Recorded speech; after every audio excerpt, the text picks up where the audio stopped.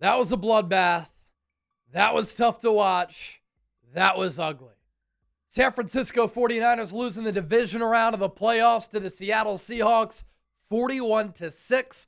Seattle is advancing to the NFC Championship game. They will host the winner of Rams-Bears in Chicago tomorrow, and the Niners season is officially over. And look, for San Francisco to go 12-5 this year and to win a playoff game with all of the injuries that they had on both sides of the ball, I would say that this season was pretty successful for San Francisco.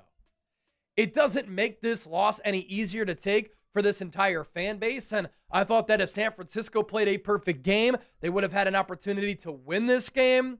And I know that right now there is salt in the wound, and for a lot of people, it is a sour defeat to put a dagger to nail the coffin up to end the 2025 season.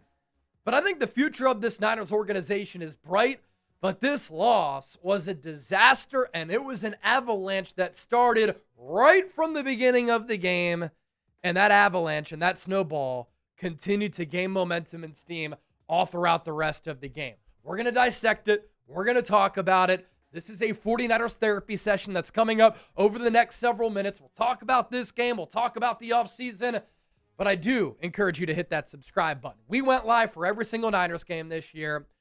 There are very few people on the entire internet that produce more content than yours truly, whether it be long-form shows talking about the Niners, short-form videos via YouTube Shorts, whether it be live shows or watch parties. We always have you covered. We put a lot of pride and work into what we do here on the show because we want to give Niner fans the best content here on YouTube.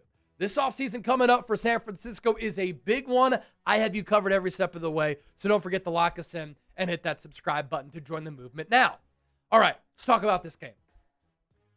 The Niners had a 5-day rest period. They traveled across the country to play Philadelphia in the wild card round, and then they had to play on Saturday and travel to Seattle. The Seahawks, on the other hand, because they beat the Niners in Week 18, had 2 weeks of rest. This Seattle team came in as the more rested team, the more refreshed team. They were the better prepared team. They were the better coached team. They were the deeper and more talented team. And if San Francisco wanted to pull off an upset last week as 6-point underdogs and then pull off another upset in the divisional round as touchdown underdogs, they needed to play perfect. And they needed to play a lot better than they did in Week 18.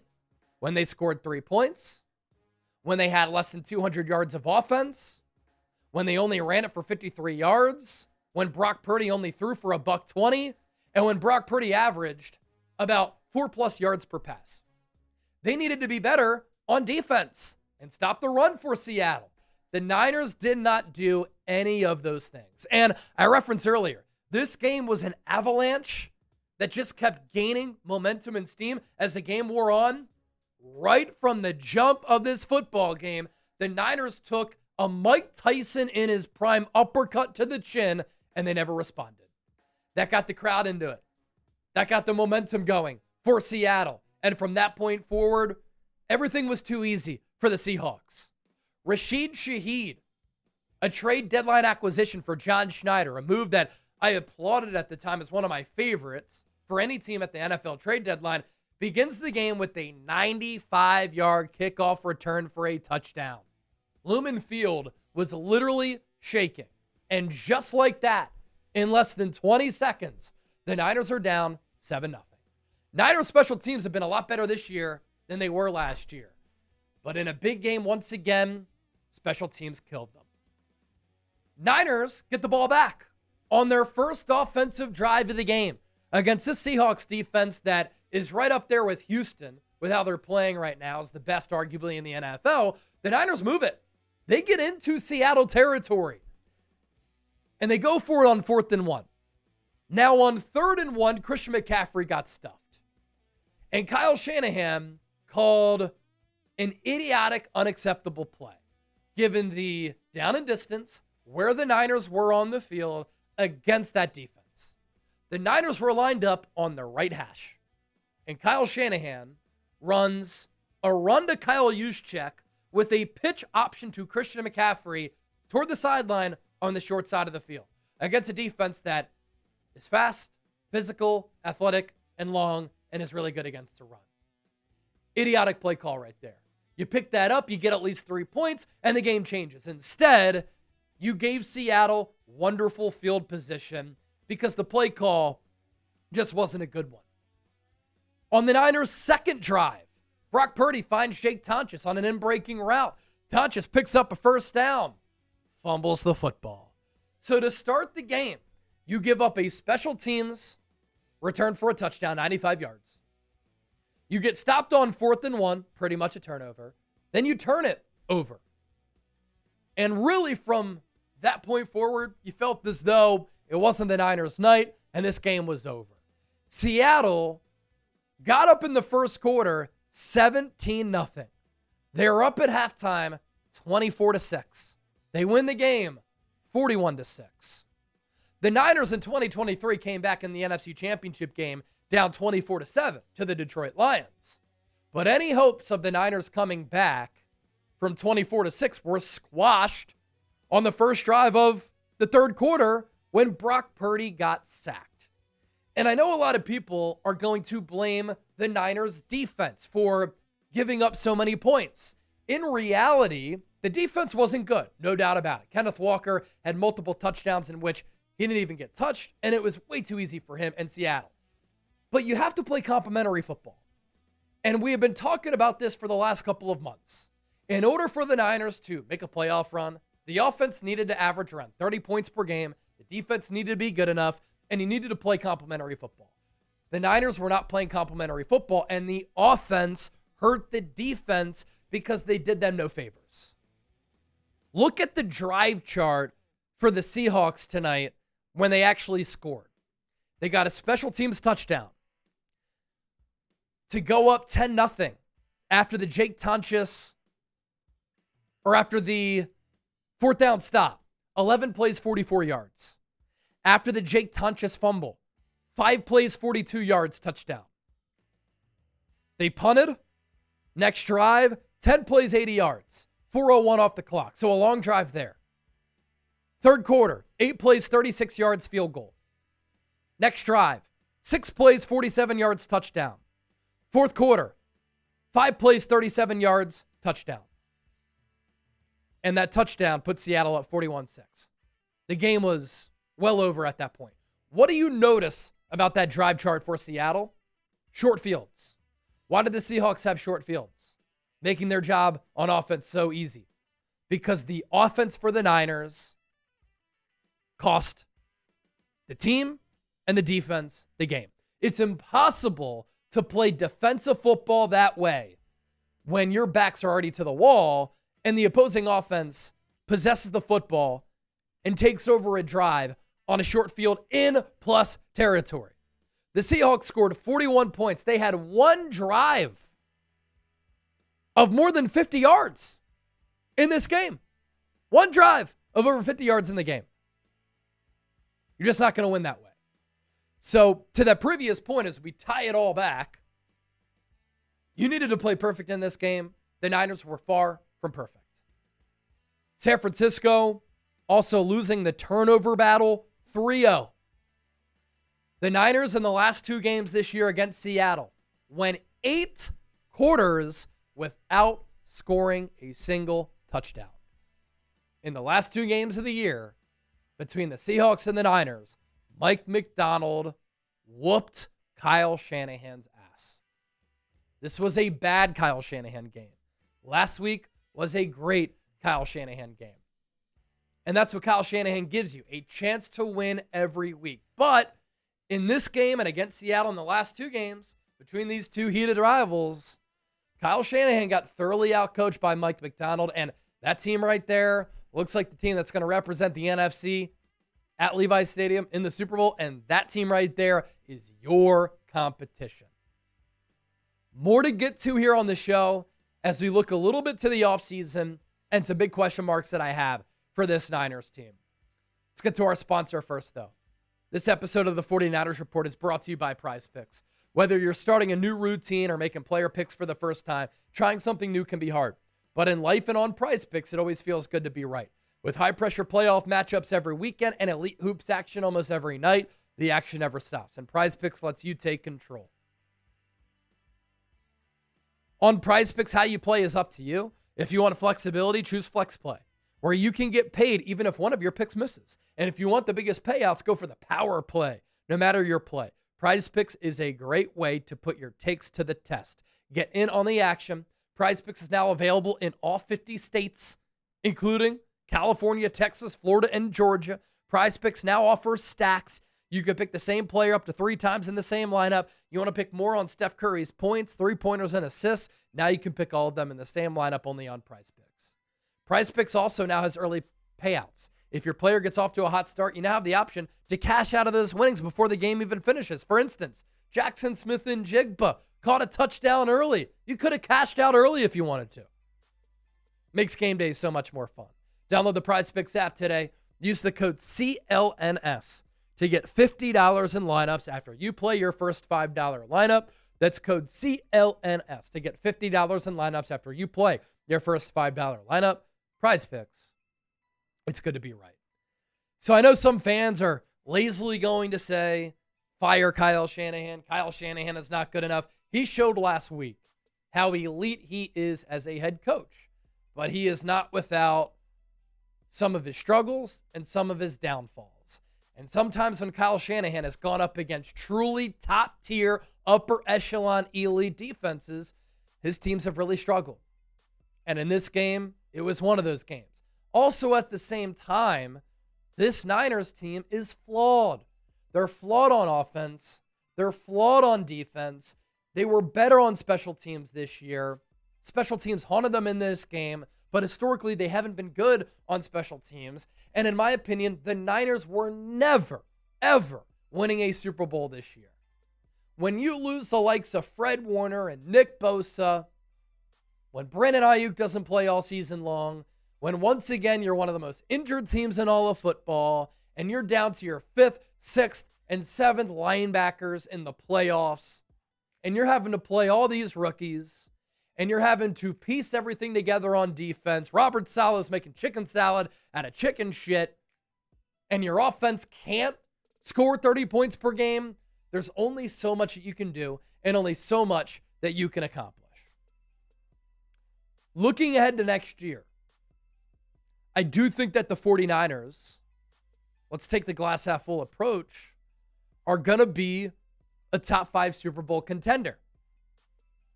Couple things here. The Niners are going to have to stay healthy. That has been a problem for a decade. But if they can stay healthy, I think they'll be one of the top Super Bowl contenders next year. And when it comes to health, reevaluate the strength and conditioning staff. Because what you're doing from a weight training, weight lifting, recovery, strength and conditioning standpoint is not good enough. How you're managing players' health, injuries, recovery, and injury avoidance is not good enough. What you're doing from a practice regimen point of view is not good enough. And if Jed York needs to look into moving the location of the practice field, look into it, get studies done, and try to get to the bottom of what is going on. Because it's not sustainable to win at a high level year after year and to maximize your chances of winning a Super Bowl if you're this injured. If the Niners were healthier, they would have had an opportunity this year in a wide open NFL to win the Super Bowl. NFC wide open. The number 1 seed in the AFC, quarterback just broke his ankle. He's out for the year, unfortunately, for Bo Nix. This was a year that if the Niners stayed healthier, they had the talent and the team to compete for a Super Bowl. Shoot, they made it to the second round of the playoffs with the second string defense and an offense that was pretty flawed. So, this offseason, the Niners need to get better along the offensive line. I have no confidence that the Niners are going to address it because the other day, Kyle Shanahan said that Jake Brendel is one of the best centers in the NFL. That doesn't give me a lot of faith that the Niners are actually going to improve the offensive line. And Jake Brendel might be great from a calling out protection standpoint and being very smart and cerebral at that center position. It's not good enough as a center. And this offensive line, since 2021, has now gotten exposed in the biggest of games against the best competition. And this offensive line now got exposed 3 games against the Seahawks this year. And that Seattle team is your primary competition. Mike Macdonald is the second youngest coach in the NFL. That Seahawks defense is loaded and well coached at all 3 levels. They are not going anywhere. You can't contend for a Super Bowl with an average offensive line like this that is not serious. The 49ers can't look at that offensive line and say, it's good enough. It's not. The Niners this offseason need to rebuild the wide receiver room.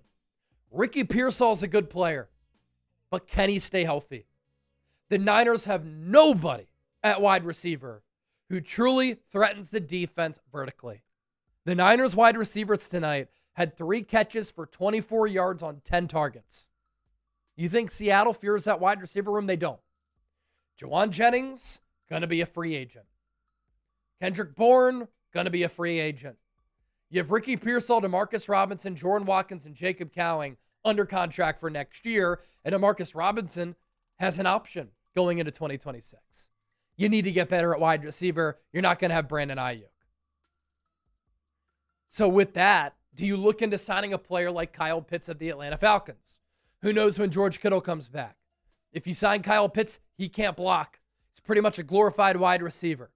That probably means that you let Juwan Jennings go, but Kyle Pitts is more athletic than Juwan Jennings. And I'd be interested in seeing what Kyle Shanahan and Brock Purdy can do with a player like Kyle Pitts. At running back, what does Christian McCaffrey look like next year? I have no idea. And it's unfortunate that this season was so great for him, but was it wasted and not maximized? Because you didn't make a move at the deadline and because you were so injured? At some point, Father Time's going to catch up to CMC. Brian Robinson's going to be a free agent. Jordan James was one of the lone bright spots of this game. It took you 19 games to give him a carry. So you have some question marks there. I don't have question marks about Brock Purdy. I thought Brock Purdy made some incredible plays in this game. But it wasn't fair to him because this offensive line fucking stinks. And it didn't give him a chance to be successful all night long. On the defensive side of the ball, do the Niners lose Robert Saleh? If they do, is Gus Bradley the internal promotion? I'd look at Raheem Morris and Jim Schwartz as defensive coordinator candidates if the Niners do lose Saleh. Nick Bosa, Mykel Williams, and Fred Warner coming back will immediately make the defense better. I liked what I saw from Alfred Collins, CJ West, and Upton Stout as rookies. Bryce Huff is a good DE2, but he's a Robin. He's not a Batman. And other needs at the defense, linebacker alongside Fred Warner, you really don't have a good one alongside Fred Warner. Can Nick Martin be that guy? He suffered a concussion against the Browns in Week 13. We didn't see him again. What's going on? Why couldn't he see the field prior to that? Corner 2, who is Renardo Green as a player? Good, solid, but is he good enough to be the opposite corner of Diamador Lenore? The safety play, it was really bad all season long. Malik Mustafa will hit you. He might be good enough to be one of your safeties. Marquise Siegel, liability and coverage. Jason Pinnock, there's a reason he's now been on 3 teams. Not that good. So a veteran safety would be pretty valuable for San Francisco. And what's funny is that I have more questions about the Niners offense than I do the Niners defense. So Seattle moving on. They just kicked the Niners' asses. San Francisco, in order to win this game, they needed to be flawless. They needed to play a clean game. They didn't play a clean game. And it was messy and ugly right from the jump, right from the start. 41-6 is a bad way to go out. But don't let this make you lose sight of what was a really fun season for the Niners. 12-5 with everything that happened. You won a playoff game. That in and of itself is a successful year for San Francisco. And going into next year, I think that they're going to be looked at as one of the top Super Bowl contenders. Another key thing about next year, they're going to have a third-place schedule. So the schedule should align in the favor of San Francisco. But you got to figure out some of the roster issues that I talked about and the player health problems. It's a joke. It's a joke. Biggest need for the Niners this offseason, I think it's to get and stay healthy. And there are ways to attempt to do that. But you got to spend money. You got to be willing to make changes with the staff. And you got to put investments into it. Sound off with what you think down below. Don't forget to hit that subscribe button. We appreciate your support once again for another great season of coverage right here on the San Francisco 49ers Report.